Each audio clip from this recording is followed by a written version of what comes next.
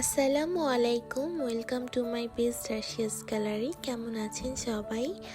আমাদের এখানে কিন্তু বেশ অনেক দিন আগেই সামার চলে এসেছে। বাহিরে অনেক গরম, আর মাত্র ক্লাস থেকে এসেছি, আর আসার সময় এই তরমুজটা কিনে নিয়ে আসলাম।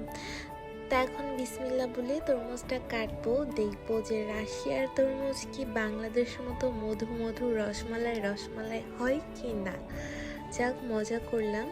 তো তরমুজটাকে কিভাবে কাটবো সেটা নিয়ে আলোচনা করতেছিলাম। আমাদের তরমুজটা কাটার সময় মামনির ভিডিও কলে ছিল। তো বিসমিল্লাহ বলে তো কাটলাম, এখন দেখা যাক কেমন হয়। আলহামদুলিল্লাহ, তরমুজটা অনেক বেশি লাল ছিল, প্লাস অনেক মিষ্টি ছিল। আর আমরা যে কয়টাই তরমুজ কিনেছি এখন পর্যন্ত সবগুলো এমনই ছিল। তো এখানে তরমুজগুলো কিন্তু অনেক অনেক মিষ্টি হয়। আর সঙ্গে তরমুজের মধ্যে যে কালো এই বিচিগুলো থাকে, এগুলোও বেশি থাকে না। তো আপনাদের কাছে কেমন লেগেছে সেটা কিন্তু কমেন্টে অবশ্যই জানাবেন।